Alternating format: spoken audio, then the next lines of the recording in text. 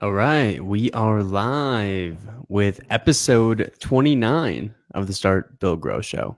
Episode 29, still Yep. going strong. Still going strong. I think actually getting stronger, to be Oh honest with yeah, you. I think so. I mean, Yeah. that last episode was pretty epic. Yeah, we brought the heat with sales. Heck yeah. Yeah. So we got another episode that's Oh, gonna yeah. be awesome as well. What are we talking about today?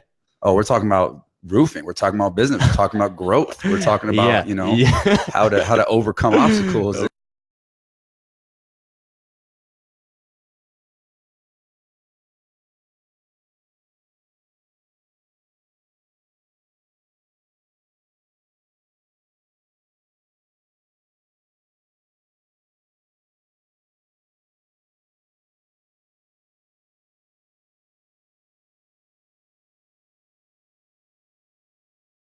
People too excited. We got to let the viewers check in and make sure, as always, share this out. So do us a favor.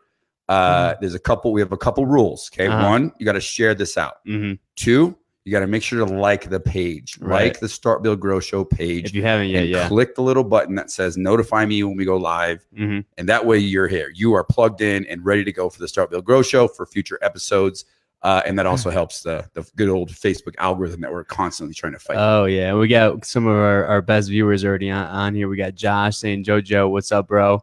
I think that's a shout out to me.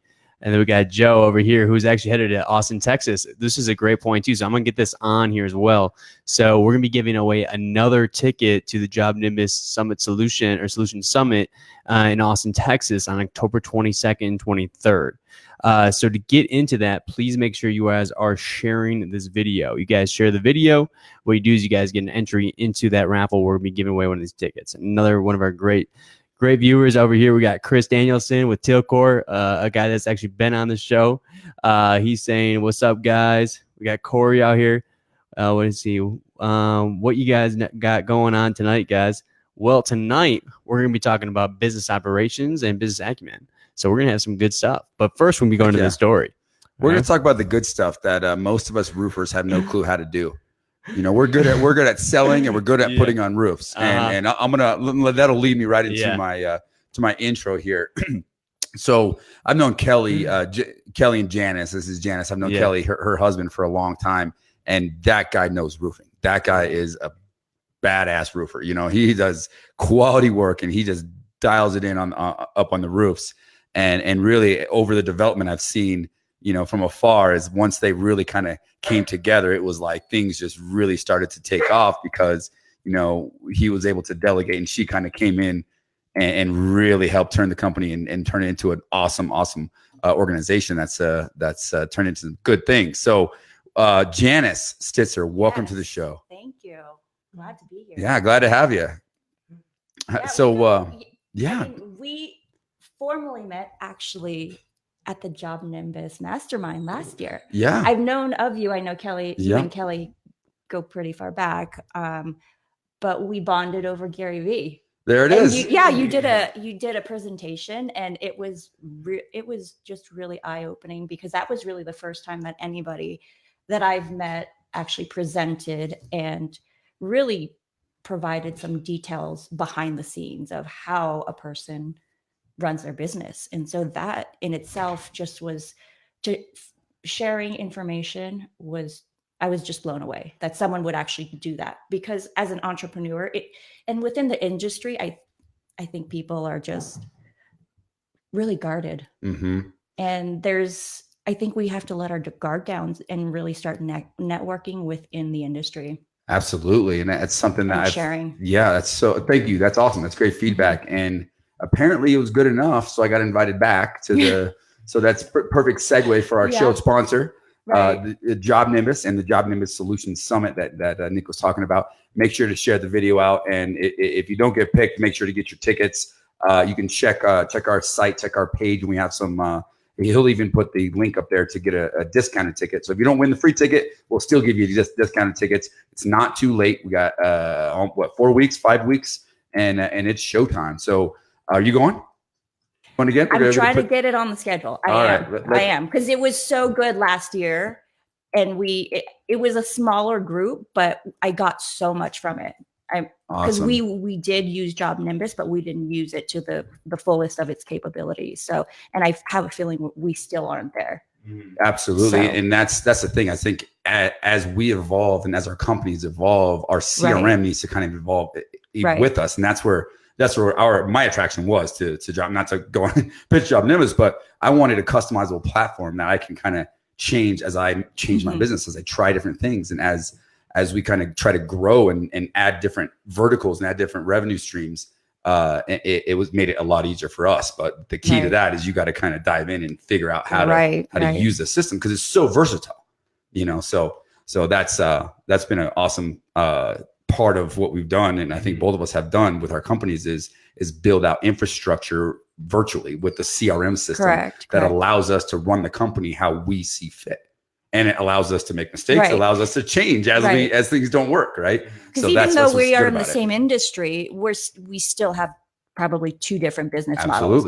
It's going to look a lot different. Some of it will be pretty similar, but you know, depending on how you want to run your business, if you want to go big or you're going to stay small, you're going to need some type of CRM to keep track of your clients. And absolutely. And it back in the day, it started with Google Drive. I mean, there's a lot you can do with Google Drive, and we still to this day use a lot of Google Drive. Right, and the combination of CRM. There's no nowadays. One size fits all. Yep. So, anyways, I think we're diving in. We are getting into it. So let's. Nick's gonna take us to the next segment, and then we'll get the story going here. Well, that's what I was thinking. Let's dive into the story. Let's dive into a little bit about you, the company, and kind of what part of the company that you like to run and that you're part of. Sure. So basically, Kelly started the company, and I was really not in the picture, but I would say year 2 into it, I just saw him struggling with the paperwork. Because if you are a technician meaning you swung the hammer or you still swing the hammer, there's no way that you can be back office as well. You're going to have to either find partners or a contracted partner, whether that be outsourced. Right. So I kind of went in half. At the time, I think my daughter was 2 or 3. Okay. So I couldn't commit fully to it, but I was helping him because I could see him struggling through all the paperwork, keeping payables paid, people paid. And I love that. Yeah, I just dove into it. And a year later, I was full-time trying to figure it all out, because as you know, the insurance industry, it's a hard thing to figure out. Very challenging model. People think it's pretty easy. Oh, the insurance is paid for everything, right? I can just go sell roofs and knock doors and make tons of money. Exactly. It doesn't work that way, unfortunately. So I had to figure a lot of it out on my own, because he let me run with whatever. He just tasked me. Said, do this, pull permits, everything. Figure it out. Figure it out on your own. And you know, that's kind of, I was 20 paces behind him. Yeah, that's I love this, because Kelly and I've known Kelly for a long time. We actually just recently got to know each other more, and we're the same person. Like, we're like ideas, go, get it done, make it happen. You figure it out, right? You know, and in my situation, it was my mom. You know, I was like, okay, Mom, I need help. Paperwork, can't do that. And that's a really common theme, where a doer and the big picture guy just he wants someone to take care of it. But you still have to kind of backtrack and tell them, this is what I'm doing. And it's same with a salesperson. If you're hiring a salesperson, you can't just take them along on ride-alongs for a couple 2 days and send them off on their own. So, but that, you know, I've worked through it. I'm still working through it in some instances, but that's kind of how we evolved. And so how long ago was this transition? Like, when did this take place? So what's interesting is that I think in a 2-year period, I've fully dove into it. And we had a couple salespeople, and, you know, we were trucking along. It was consistent. But I still, you know, I still wasn't fully invested in the entire company, so to speak. Until one day, one of the salesmen that we had, he was actually a very close friend. Mm-hmm. And, you know, high production season, things get heated, stress levels are high. And, you know, at the time, it was probably the most that he's ever made, 100,000, over 100,000. Mm-hmm. And he, I'm not a very confrontational person, but he basically, in so many words, told me that he was above this type of work in the industry. So that really kind of burned me in a way. Like, you know what? This is a respectable business. And so I then at that point, I'm like, we have to change the perspective of construction in general, not just roofing. Absolutely. So, you know, that's when I was like, okay, I am all in. I'm going to change the perspective of how people look at us as a company. And, you know, you look at Kelly and I, we are not your typical roofers. Like Kelly he's a third generation contractor. Mm-hmm. So he's put on roofs, he's dug ditches, he's placed concrete, whatever he's put his time in learning the trades. Yes, absolutely. And it's funny because he's surprised that he's back in the industry, but it just comes so natural to him. Even, you know, you see he's still on job sites now. He cannot help himself, but you know, you grow and into this phase of your company where you can, if you want to go check on job sites, go ahead. I love that, because I talk about this all the time, is you got to understand your own strengths first. Right. If you want to build a foundation and grow a business, it starts with understanding what your really naturally God-given abilities are as a leader, and then build a position around that. If your greatest asset to your company is being on job sites and making sure that quality is great, and that's where you naturally fit and you do it better than anyone else, great, make that your job, but delegate everything else. Find great people that can do the rest, to where you can still have that foundation to do everything at a high level. And don't let everything, try to do everything else and let it and do it kind of, you know, halfway, whereas you're really good at one thing, but you try to do everything else and it just doesn't get done well. So I love the saying behind every, you know, visionary and every great entrepreneur is an amazing person in the background. There's a great number two actually executing and getting things done for you. And I can vouch for that. I love you guys. I have a whole team of people that help take all these crazy ideas and put them in motion. And but it wouldn't happen without that. There's no way I would be sitting here doing what I do if I didn't understand that simple principle of knowing your strengths, putting yourself in a position to capitalize on those strengths, and delegating everything else. Well, you know, actually, I have a follow-up question on that. So we had Randy's partner, actually Cody, on the show once, and we did a big thing. It was you know, to partner or not to partner, and there was a lot of negative feedback in the industry, specifically of people saying, "Do not partner. I will not partner again." Do you have any advice for people that might be looking to bring in a partner, and if they're going to, how to be successful together? And add on the whole, obviously, the relationship. I mean, that's a lot. I know the dynamic is the dynamic of different. Working with your spouse. That's another big topic, and it happens a lot in our industry. Right. No, and I understand the whole partnership thing, because somebody's going to be slighted or feel slighted. So that's why I say bring in partners, as in contract partners. So that could be a bookkeeper, and there's hybrids now between CPAs and bookkeepers, where they're part-time CFOs, where they come in and they analyze your books or your P&L, all of your financials, either on a monthly or quarterly basis, and they can tell you where you are, and they could provide honest feedback. So, you know, you do have to have key people on your team. If you're a technician and you're a big picture person, you're going to need the detail people. Absolutely. You have to have both to actually but you also have to know, you can't just turn a blind eye and decide you're going to hand it over to a person that you've either partnered with, or, you know, a part-time CFO that you're paying just to analyze your numbers. you have to know what those look like. You have to know what that means. Well, you got to know how to interpret that data and make decisions based on that data. Exactly. You know, we talk about this. It's in the book. I got a whole chapter on understanding and running your business by the numbers. That's what it's all about. We're not telling you to be an accountant or to even know how to do all that, but you have to be able to look at these statements, balance sheets, and P&Ls, and be able to analyze those and know enough about that to make a strategic decision that ultimately helps your business.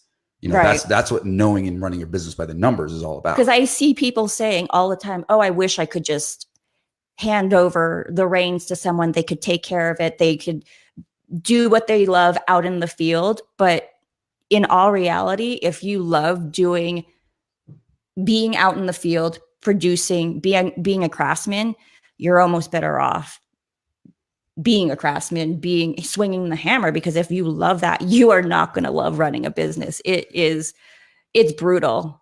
Absolutely. Yeah. It's challenging. I mean, it's never ending, and it won't ever end. That's the secret. You got to understand, like we joke around about this, but when you get into roofing and or start your business, like you're not just like doing a job. Like roofing is not a job. It's a lifestyle. Right. It's a lifestyle. It is. There's so many moving parts to it. It's not just putting on the roof. It's servicing the client. It's making sure your cash flow is there so that you can pay everybody, keep everybody happy, your company culture. There's so much to it. So if, it might sound harsh that if you love being a craftsman out there, that you won't, entrepreneurship is going to knock you out a couple of times. You're going to get up and Absolutely, you're like, what the heck just happened? But you have to love that process. It doesn't matter what it is. If you love that process of trying to figure out the business side of things, you'll be successful in any trade. Sure. And if you're in a situation where you're struggling with this, where you know that, all right, I know my strengths is the carpentry, I know my strengths is sales or this, but how do I learn the business? How do I figure the other stuff out? That's exactly why we created the Roofing Academy. Yeah, that's what it's all about. It's to learn all the rest of that stuff. There really is nothing out there. There was nothing out there. There was nothing out there. Right. But now there is. And that's what we teach. We teach fundamentals of entrepreneurship. We teach business. We teach administration. We teach how to actually look at these reports and how to use those reports and use those numbers to make decisions. And you learn as you go. You can learn as you go. You can pick the things that you really want to focus on that are really important to you. And even in our program, you can delegate the rest. We can not only train the owner, but we can train the owner's staff as well. And that's what the key is. That's the big picture. What we're trying to facilitate is a lot of people have a big dream. They want a big company. They want to be able to grow their company, but they're struggling with how to execute that within the confines of their own abilities. So now we have an education platform to help do that. Because it's a low barrier to entry to start any trade company, I believe. Low barrier to entry and a high failure rate. Right. Because they don't know their numbers. It is what it boils down to. Yeah. Comes down to it. I mean, we've been in this market for a long time. How many companies have we seen come and go? I've seen companies just get really big, really fast, and all of a sudden they're gone. Like, how did that happen? Cash flow. You got to be able to manage your cash flow. That's important. So let's talk a little bit about that. I mean, I think it's a great topic. We just got back from the conference, the Best of Success conference that was put on by the roofing contractor. By the way, great conference. I would definitely, if you didn't make it, put it on your calendar for next year. That's a fantastic conference. Some great speakers, some great education out of that. But where did I go? Where was I going with that? Now I got all excited about the Cash Best flow. of Success conference, but the conference was awesome. We just got back from that, but like understanding where they talk a lot about that, like the cash flow side of things. Like that's the number one reason why companies fail and companies and that's why I say it's really difficult if you are a field person to be in the office as well, because the cash flow you have to monitor on a weekly basis. Absolutely. That's crucial. If you're in any residential, commercial, you're in the transactions business. Absolutely. Yeah. People think we're roofers. We're not roofers. We're sales companies that are also banks. You're right. We're sales companies that act as banks. Right. It's literally what we are. We have to sell things and we have to finance them at the Because same time. part of it is because homeowners don't trust contractors. And why they don't trust contractors is because they don't keep track of their cash flow. And so what happens is that they get a big check and they think they have money in the bank, but they forget about all the payables they have, Mm-hmm. and it gets spent on something else. So that's why cash flow is number one. There's a 100%. saying that I just heard this morning on a podcast. Cash is truth. Profit is opinion. I love it.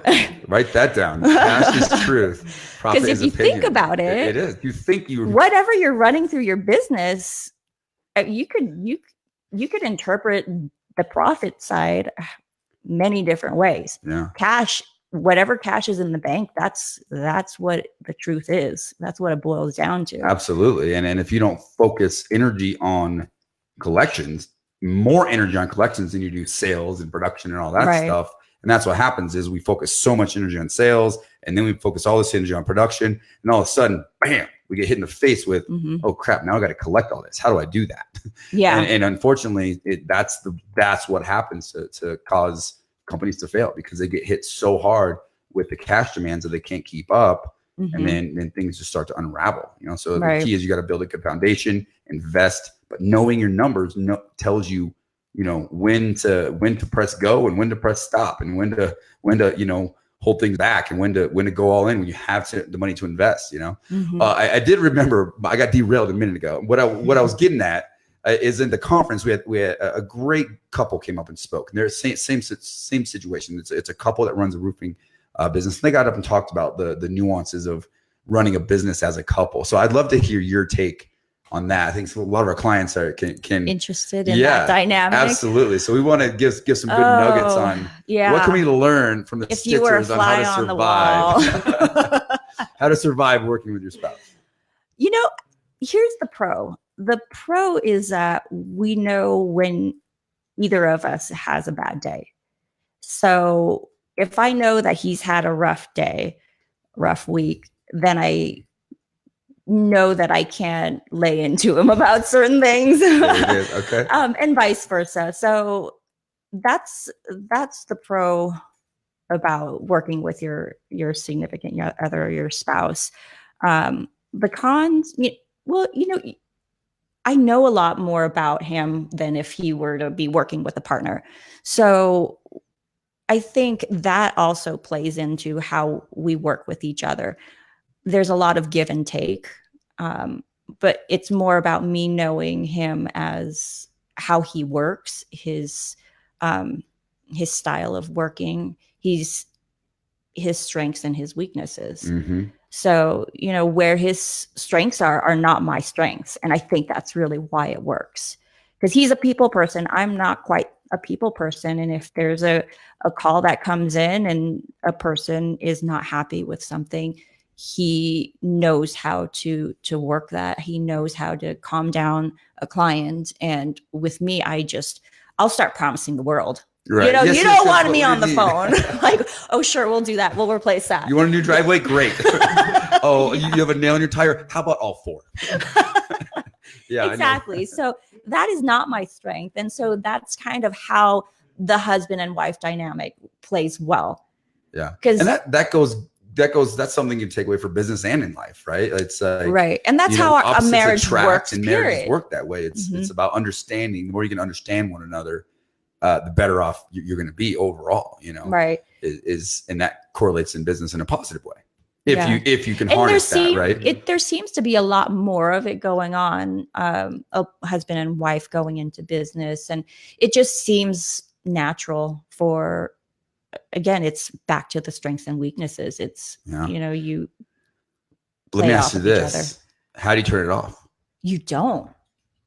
If you're in business, you just don't turn it off ever. And that again goes back to, you have to love the process, because it never shuts off. For me, never shuts off. And that, that's so true with any entrepreneurship, any business. If you start a business, if you're a real entrepreneur starting and running a business, it's hard. You all you think of is that, because that's your, what's that's the next your move, well-being, it's your livelihood, it is your family, it's your it's everything to you, you know, and that's a big challenge. So, you know, obviously that's a big challenge I have, and we all have, but the key is though, we do got to turn it off at some point. We got to, you know, find time to take days off, take vacation. And even when you're in a situation where you are still wearing a lot of hats and really heavily involved in the process of the business, it's a really good idea to invest in either outsourced or other staff that can help facilitate some of those things,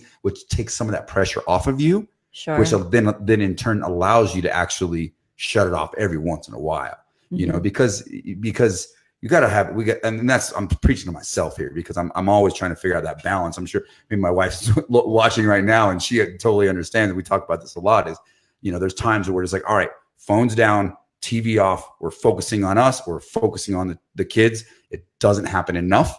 And we're going to make it happen more, but I think it's something that we can't necessarily just accept as a fact, because it is a fact, but we've got to dig deep to figure out ways to do that. Integrate your life into your work. Absolutely. Yeah. And I think that's why it does work for us, where I'm always keyed into everything. He can shut it off better than I can. But I would think that it'd be hard to be married to an entrepreneur because of that very reason. It's hard to shut it off. Yeah. And we actually, if you want to get caught up on some past episodes, I work with my sister, who she's see that she is awesome, involved, and she's been just, you know, every entrepreneur is a great number two. I have a great number two and number three with my partner and my sister. They were really the ones that really execute and get things done. But it goes back to, we understand each other. Like, you know, the love is there, the care is there, but we understand each other. So we work really well together. And she kind of knows, you know, but she does a lot better job of, I think you better be doing a better job of shutting it off. You know what I mean? We talk about, it's like, okay, she has family, and it's like, when you shut it off, you know, don't answer your phone at night. That's a good rule. It can wait till tomorrow, you know? So we try to help each other, encourage each other in that. And then on the flip side, you know, we had an episode where we brought my wife on. Yeah, I saw that one too. And yes, we have one loyal viewer, and she's sitting right here at the table. I'm not commenting because I'm here. She's seen all of our videos. I love it. And that one we talked a lot about that. And it's like the challenge, and bless her heart, she's a very patient, amazing woman that just puts up with my crap. And I'm so grateful and blessed to even have that in my, to have that type of partner that understands. For what it's worth, having that helps facilitate doing what I have to do and what I do as an entrepreneur, you know, and it's something you just got to understand when you're getting involved, when you're an entrepreneur. Because you're married to the business in a way. It's party, and you can't, it comes first sometimes, like almost always. It's naturally coming first. You have to force it down the line. You have to force it to second, force it to third, and then bring up the family things and the time away from the business. Yep. So we got some interaction. What's up, everybody? We got some, I'm going to turn over to Nick here. Well, you know, actually, I want some more questions for you guys. So I know we talked a little bit about cash flow being a big issue. I want to kind of dive into some more issues. What are some common issues that you guys are seeing with roofing contractors, roofing business owners out there, or maybe even just trades in general, right? And then let's get some meat behind it. Let's offer some kind of solution that these guys can take out and they can start implementing in their business. All right. If you got something, fire away. Let's get some solutions. Let me think about it. Challenges above and beyond. There's always challenges. Oh yeah. Let's start with hiring the right people. Boom. That's the key. I mean, you've already touched on it. Totally. You gotta walk the talk. If you are wanting to hire people, you're gonna have to spend money, time, and energy, and not just, you need to train them. Yeah. And it's not just about the act of hiring people. Right. The act of hiring people is not that tough. You know, back before I knew what I was doing, it was hey, let's go to the bar and have a beer. You can find if I like you, I'll hire you, right? Oh, you're kind of cool. You're you know, all right, whatever. You're tolerable enough. So let's hire you and see what happens. Yeah. 6 months down the road, oh, that was a bad idea. You know, it happens. So yeah, so when I think you're stuck in Yeah. high season, you're stuck with whoever you've hired and you feel like you've invested, and sometimes you have to walk away from that person, but we've learned that you have to spend the time. And so what we do is we hire pre-season. Mhm. So if we have roles that we need to fill, we hire them a month or two in advance and we train them up. Great advice. It's painful. Sometimes you think, oh, I'm going to invest in this person. Are they going to stay? But again, it goes back to the company culture. You have to, Yeah, there you go. you have to create a culture where they want to stay. They believe in who they're working for. And if you invest the time to train them up and they realize that, then they're more apt to stay. And if you recognize that this person is talented in whatever role that they're trying to fill, you got to pay above pay grade if you want to keep them. Well, that not only do you got to be willing to invest and pay, you know, my rule of thumb is pay at or just above like whatever the market value is for that position, but also don't limit somebody. Like, don't limit, if you hire someone for one position, don't be narrow-minded to the point where this is your job, this is only your job, this is all you're going to do, and I'm going to look over your shoulder and micromanage every little thing you do.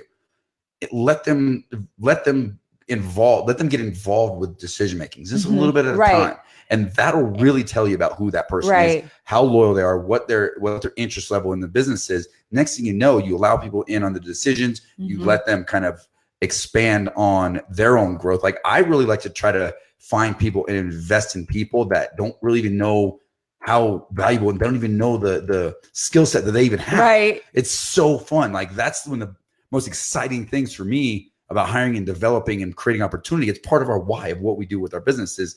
It's not about roofing. It's about creating opportunity for people. And it's just so exciting to see people grow and develop and go above and beyond what they even knew their own capacities were. Next thing you know, you have managers in place and people that know the business inside and out. They've done multiple roles and they can help facilitate growth and help facilitate training and that sort of thing. But it all comes down to process. Like, you got to have a process. You could also view them as an outsider looking in. And if you ask them their input and you implement maybe a few ideas, then they feel valuable to the company. They're buying in more and more and more.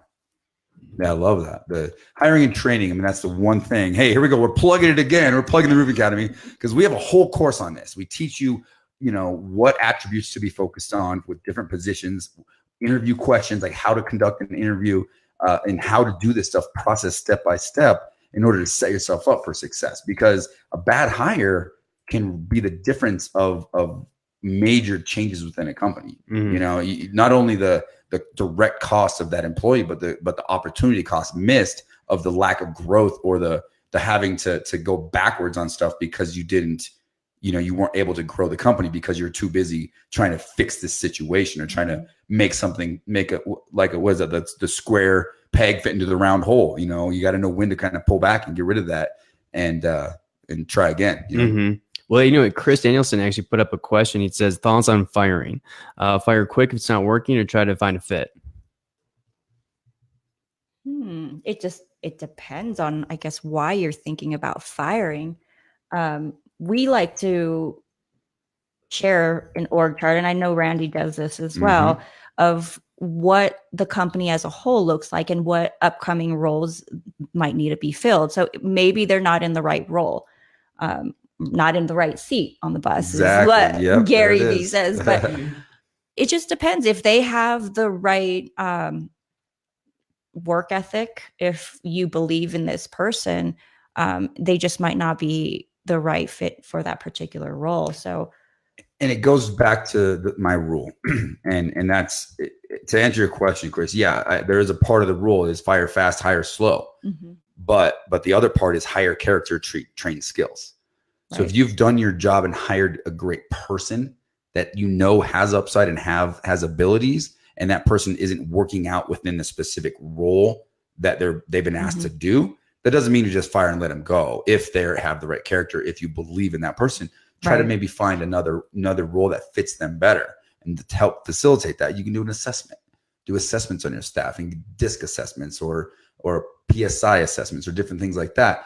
And you can actually get to understand that, that employee much better. And if you're hiring for an upper level position, I would encourage doing that ahead of time. Like get to know their strengths and weaknesses, do an assessment test before you even hire them. That way, you're not having to pivot as much because like, okay, they're naturally going to fit in this vertical within the company. I mean, there's definitely certain red flags if you don't trust an employee. Like you say, you see some character flaws that are red flags. It's definitely fire fast. Yeah. And then that goes back to the values. Company it values. All starts Company with culture. values. You have to establish your company values day one. If I could have done this the very first day, it would have been better. It took a while before I figured that out, but you got to have that value system to anchor everything on. And that's how you ask yourself, do I let this person go or do I not? Do they fit within my values? And are they worth investing the time and effort into? Right. If they don't fit within the values, that's an automatic red flag. It's, sorry for you. Good luck. We wish you the best. Because that person is an extension of you and your company. Absolutely. And if they don't have the right character or ethic, value ethic, then down the line, you're going to get burned as a company. Well, so our dude Joe, actually, who won the Job Nimbus ticket last time, he just said he just did the hiring onboarding course in the Roofing Academy tonight. And he said, great stuff. Awesome. So little plug, Joe. Little plug from Joe. And he actually had a question too, so I want to make sure we touch on that. So he asked, would it be better to buy or lease/rent vehicles and equipment with regards to short-term cash flow? I think that if you're really trying, you touched on this earlier, and this is something that within our industry, it's a very challenging business when you're dealing with not even hailstorm roofing, all of roofing, because it's cyclical in the sense that you have different times of year and you can't roof in specific times. If you live in any sort of environment where it gets cold in the wintertime, you automatically have this cycle. You have to get all your work done in a certain amount of time because you literally can't do it in another amount of time. So any sort of business that's so heavily dependent on weather, regardless of hailstorms or not, most of our roofing companies are dependent on weather. A lot of us anyways. It's a good idea when you're getting started and you don't have that consistent, large enough workflow to absolutely find, partners to outsource to. There's a ton of subsidiary companies that you can, or just outsourced companies that are supporting companies for roofing contractors. So you can outsource and that way you can add their services or take away their services as the demand allows, right? So you're not locked into this cost when the time of the season is low.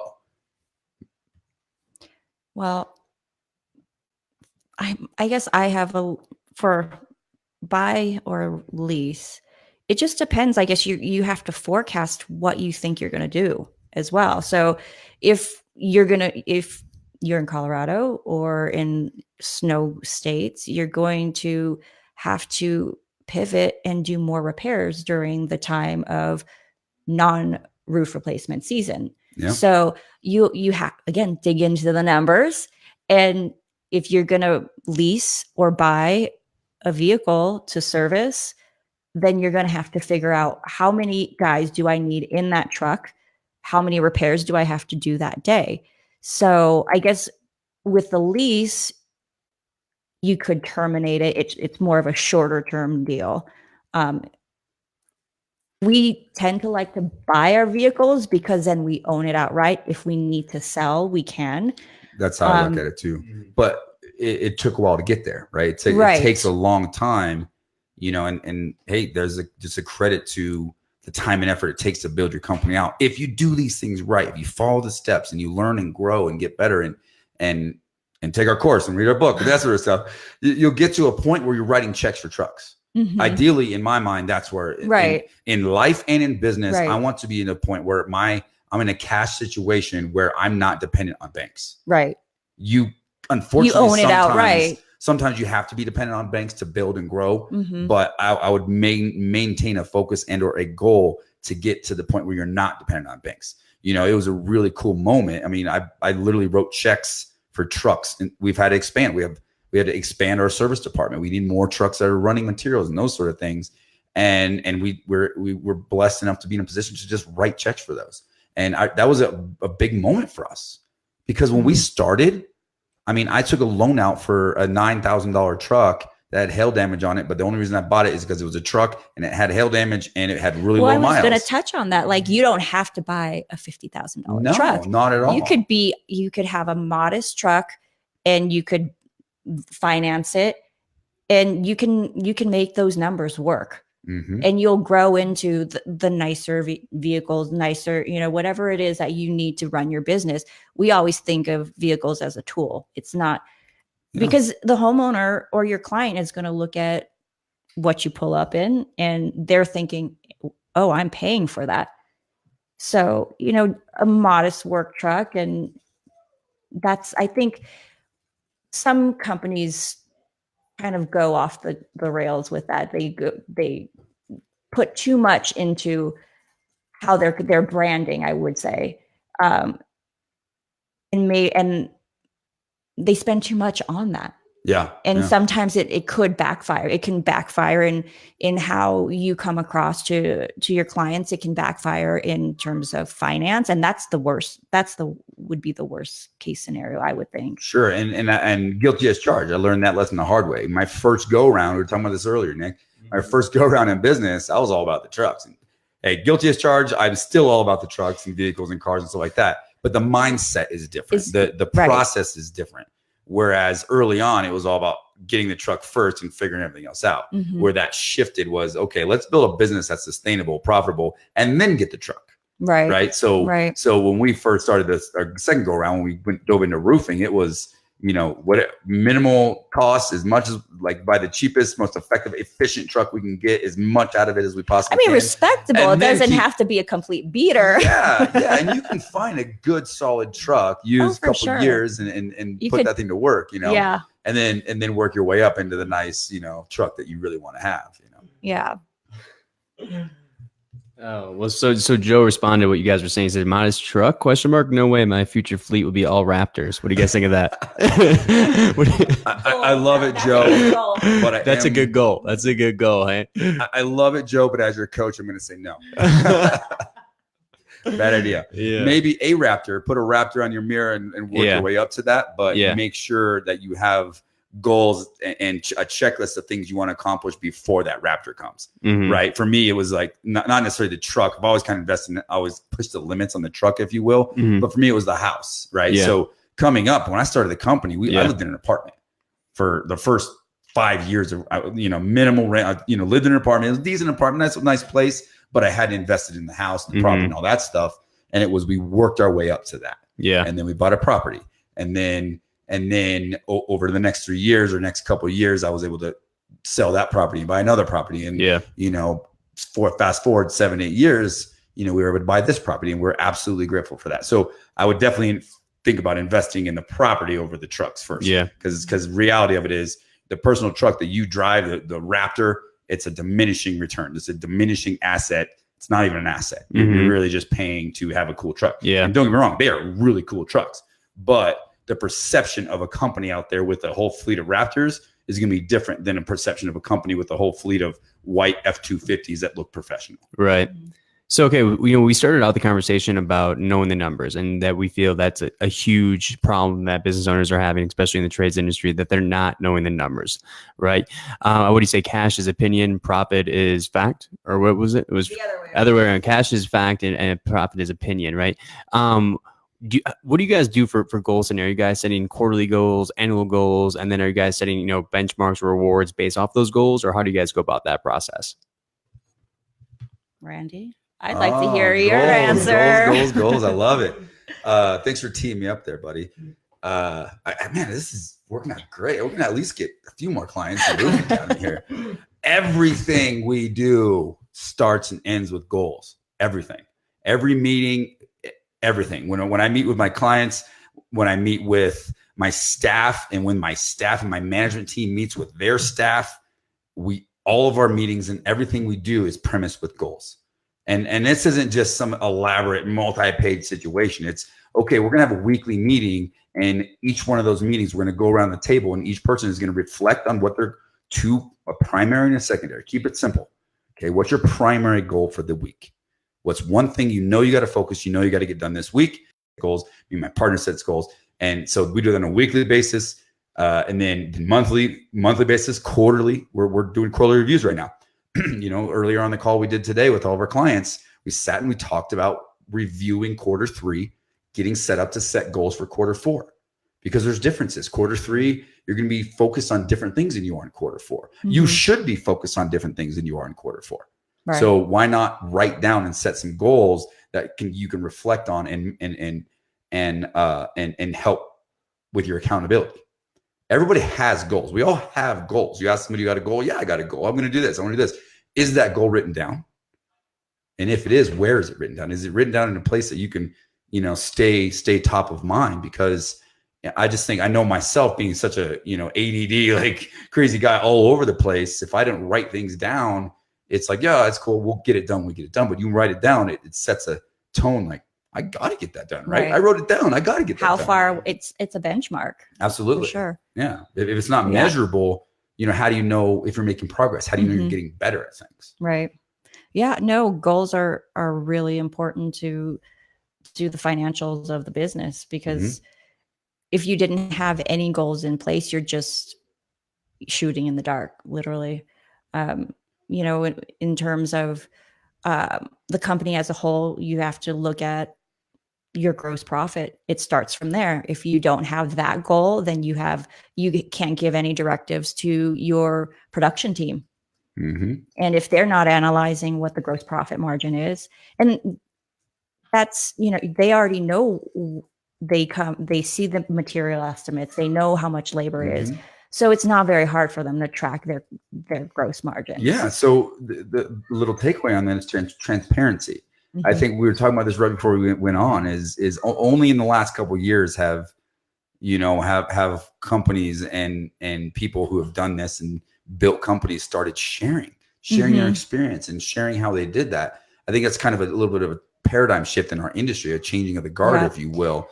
But the reality is, I believe that all ships can rise if we work together. We all get better, So the because they think that you're rolling in the dough, but no way. It's like if you're carrying 500,000 plus in materials, they don't see that, and that's not tangible to them. But if you break it down to them, teach them how to read the financials, they're going to go, oh, we didn't hit that goal, and our jobs, if we want to stay at this company, it depends on it.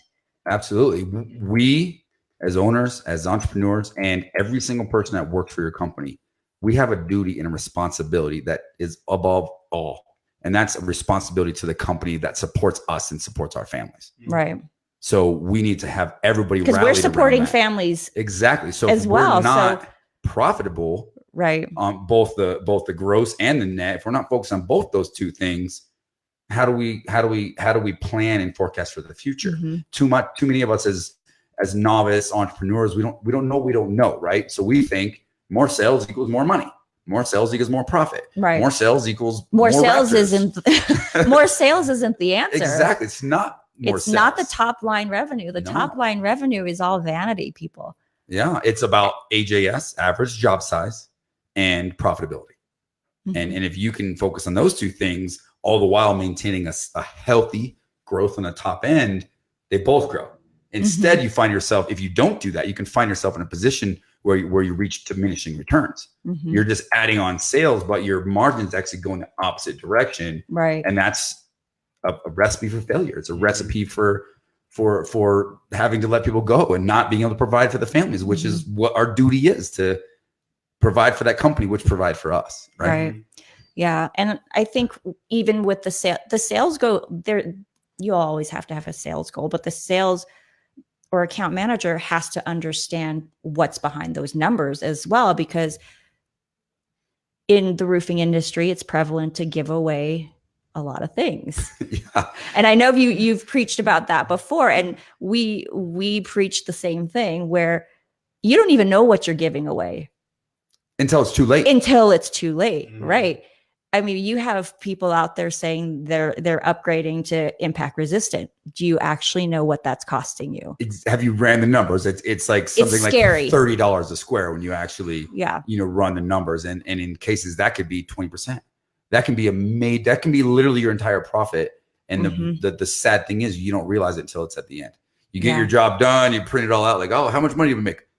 Oh crap, we didn't make anything. The salesman made money. The roofer didn't make, but the contractor didn't make any money. But State Farm forced us. I shouldn't even say the name, but companies forced us to do this, or tried to force us to do this. And it's like they don't understand what they're doing. They're just hurting the industry. Right. And us as novice roofers are like, oh, cool. I can get more work if I give away free upgrades. Perfect. I'm going to add more You're work. working for free at that point. And so, it's a lot of people don't know it until they're out of business. And that's the sad part of it. And they could be put on a quality roof, and they have their sales hitting their marks, but they don't understand or know who's giving away what until it is too late, like you said. Yeah, and guilty as charged. I made that mistake. I learned it the hard way. Oh, we did too. When we started. Okay, well, I'm not going to give away deductibles, but what about a $500, rebate or what? It's like, next thing you know, you're like, what the heck? And that's the challenge we face. 100 roofs at $500 a roof. I mean, that's a lot of money. That's a truck. It is a truck. That's a truck. That's an employee. It's a truck in cash. Absolutely. Paid in cash. Yeah. 100%. But that is one of the harder parts with being in Colorado, because we're just saturated with roofing companies. And so, a lot of markets are too. Texas, there's a lot of people watching from all over the country, and they can we're not the only saturated market. There's a lot of markets out there where there's everywhere you turn, everyone and their brother's a roofer, and they all think the same thing, that the more I give away, the more market share I'm going to get and the better off I'm going to be. And it's a way when people start out that they feel like they could prove themselves as a company. That's the only value they can provide, the value of free. Yep. And when you start with that, you're not even providing any value when you're saying, you're telling a homeowner you're giving free upgrades to impact resistant. Yeah. So the specs mean nothing to most of the homeowners out there. Well, think about the homeowners.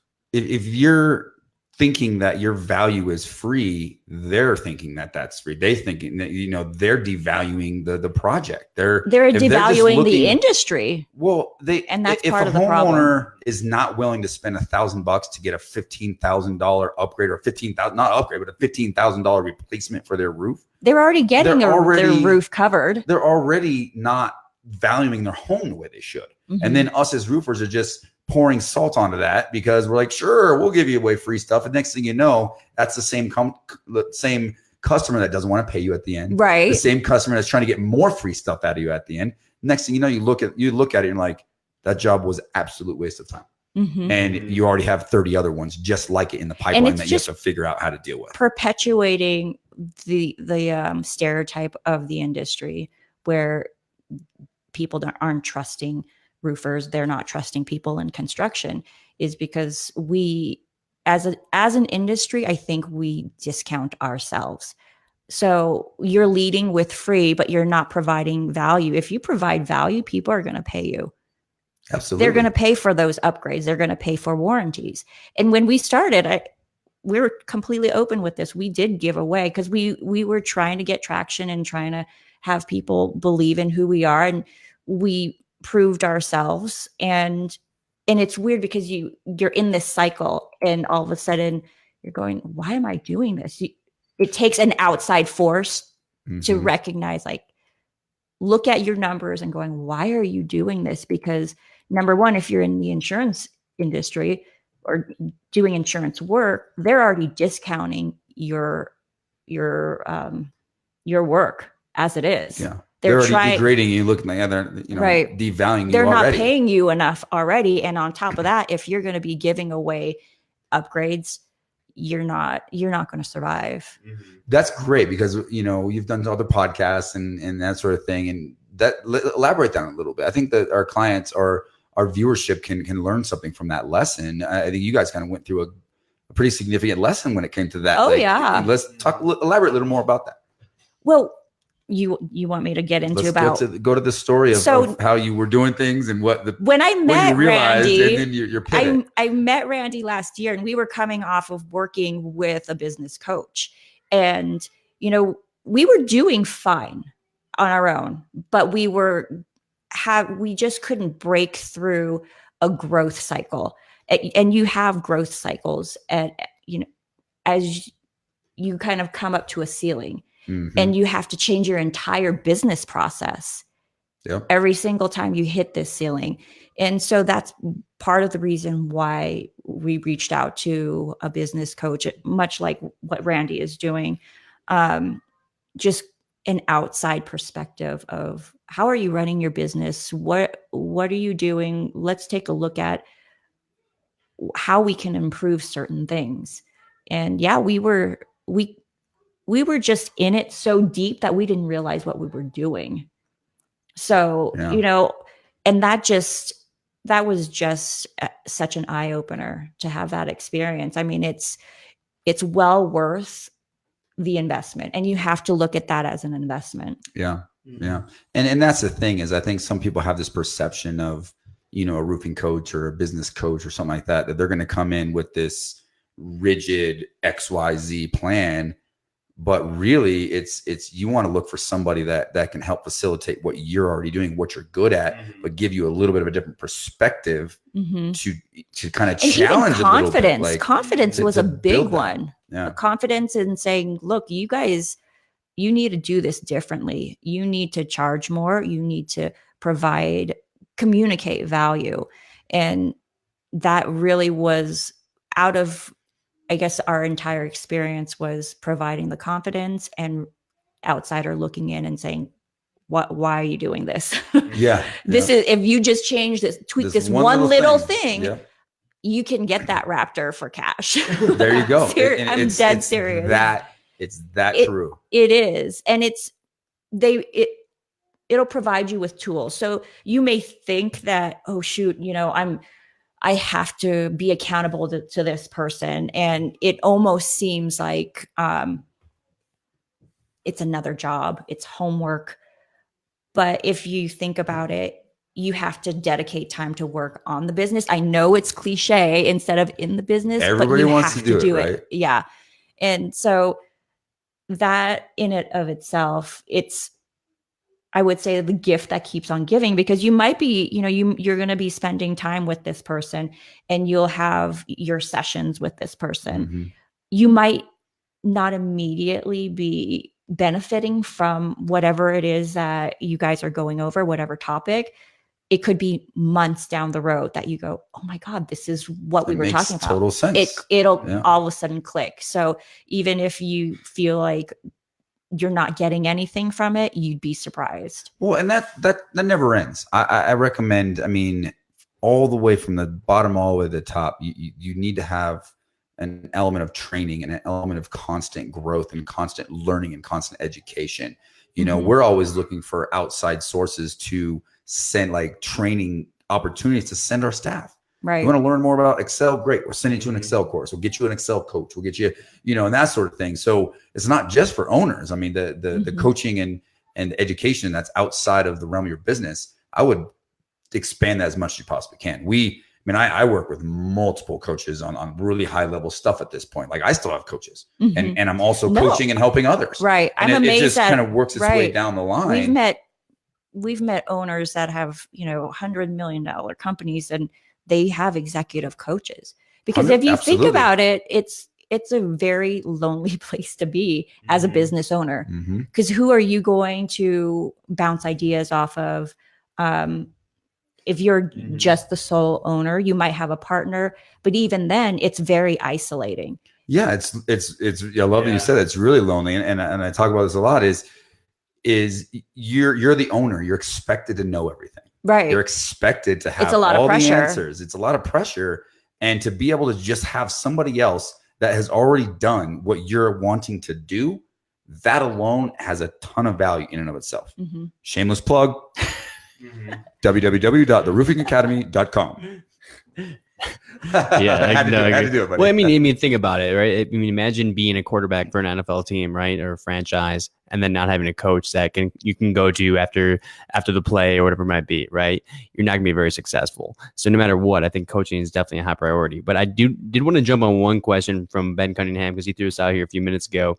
And he actually works for a roofing company. Okay. All right. And so he says, I've been taking on extra roles at my roofing company. How should I ask for compensation for these additional tasks? Oh, that's a good one. I'm gonna get yours on that, and I'll throw my 2 cents. Let's go. You got a couple owners here that don't want to. Well, I think if it was me and you approached me as an owner saying I've been taking on these roles, I would be actually open to providing extra compensation because you're not going to have to train somebody else. And you might not even have to hire another person to fill that extra role. So if that owner values the work that you do, I don't think that it would be unreasonable to approach the owner about it. Absolutely. I would say the one thing for me personally not to do is don't come of it. Don't try to put yourself in a position of leverage. Right. I mean, me as an owner, and this happens in our industry all the time, especially in sales. It's like, hey, I put up $1 million. You owe me more money. From the owner's perspective, I gave you an opportunity to make 100,000. Yeah. So we can go back and forth on that perspective all you want. But the reality of it is if you both have a common goal to grow and develop this company together, approach it from that. Like, hey, I really believe in your company. I believe in what we're doing. And that's the reason why I've really entertained the idea of putting in and learning more things and taking on more roles. However, I think we've kind of got to the point where I need to kind of define my role a little bit more. And I would like to open up the conversation of being compensated more for that. Mm-hmm. And go from a hey, we are on the same page. Like, I want to help build and grow your company. What can we do to make that a better situation financially for me? Mm-hmm. No, I agree. I think a smart owner would realize that you are taking on more roles. Absolutely. And they would recognize that. And I would approach it as I would like to grow with this company, which is why I've taken on these extra roles. And you have to provide your value as an employee. Yeah. And for the owners out there, don't be afraid to, take a risk on somebody. Right. Because at the end of the day, you're going to have to do that. If you want to really get out your comfort zone and think outside the box and grow your company, you kind of got to grow the people in their capacity first. Mm-hmm. You kind of do. I kind of have a rule in our company. We're almost, we like to be, and we keep getting caught off guard. We keep growing and we keep having to kind of play defense and hire people because of, issues, because of demand. But ideally, like you said, every winter, like we like to hire ahead of time. Mm-hmm. And invest in people and get them developing and learning their roles and their positions before we get slammed with work. Right. You can do that one person at a time, 1 year at a time, mm-hmm. however you want to do that. But invest in people. As an owner, it's the best investment you could possibly make. Back to the cliche of going from working in your business to on your business. The only way to do that is to put people in position to take the duties and responsibilities off of yourself. So you have to understand that doesn't just magically happen. You're not going to get people to do that without making that investment. Mm-hmm. But it says additional tasks. So I don't know if you're been tasked with extra role or extra, you're just picking up some slack or is your role changing? Or is it changing? More because we have found that roles evolve over time. Mm-hmm. And the reason why you're taking additional tasks is because you're growing as a person within that company. So I would just say go for it and ask for additional compensation because it sounds like you're pretty valuable to that company. If you're proactively taking on tasks that don't belong to you. Absolutely. Yeah. And I think as an owner or any sort of manager, you really want to be looking for tenacity and initiative. Mm-hmm. Exactly. That's two of the most important things we look for. And if you go to our office today, every single person in our office has been hired with a really high score in tenacity initiative. You know, they they own their role. I totally agree. They want to get better, and they all come to us with the idea that I'm going to be able to grow with this company. People want that. People want that security. Because I think as owners would be suspect if we provided specific tasks and they just stop at that. Right. I think I expect a little bit more if they're tasked with whatever, if they're creating work orders and that's all we brought this person in for. If they're asking around, oh, what can I help you with to their coworkers, their other team members, then that's a person that I want to keep around. Absolutely. And that's the person that I will make sure is compensated correctly so that they will stick around. I'd be remiss not to do that, not to like pay attention. Oh, wow, this is a good asset here. We actually had Ben list off his duties as well. So we've been going back. Figure might as well, right? Going deep. We could have a whole show. Let's deep, Ben. All right. So he says, I order the roofs now, run our social, and help train and brainstorm marketing endeavors. I still sell and run leads that I generate on my own. What do you guys think now? That's too much. That is too much. And it's too diverse. Yeah. Marketing and sales and material ordering. So what I would recommend to the owner and yourself is to, one, we go back to the strengths and weaknesses. What are you best at? What out of all those tasks, what's the one thing that you're really, really good at? And then compare that to what's the one thing that brings the most value to that company. And then try to figure out a role that goes all in that position. And as the owner, it's like, okay, I would take all the staff, or if it's only a couple people, define those roles much better. Like get people a production material role is different than a marketing role, than a sales role. Like those should be defined 3 separately. Different roles. They also require different attributes to complete those at a high level. Sure, you can do them, and that's awesome that you're willing to take on those roles. And there's a certain element of doing that, but that should have a minimal shelf life. And here's what happens when someone is doing all such broad and diverse tasks. They're going to say, oh, well, I can do this on my own, which is really how people spawn off into their own companies, because they feel, well, if I'm doing all of this, why can't I do this on my own? Which is, again, why there's so many roofing companies out there. It's not to say that you can't do it, but that's really you see a lot of sales guys who are killing it and they think I'm going to do this on my own because I can do it better. Yeah. And the responsibility that I take on as an owner and my partner take on is we want to make our company so attractive to work for and such a great positive environment and with such upside for our sales team, to where they know that if they were to go off on their own, they wouldn't have the opportunity. They would make less money starting their own roofing company than they do being a really, really good salesman for our brand. And what's going to happen with Ben eventually, I think he will start feeling resentment because he's taken on so many of these tasks. So again, back to Randy's, you just need to figure out and approach your owner and say, look, you need to hire a couple more people. Yeah, or delegate some of the responsibilities to someone else within a different department. Define those departments before you even have the people. Define the roles, define the departments, kind of illustrate out what your organizational chart's going to look like. We have an exercise again in our program where it's okay, here's what your company looks like right now.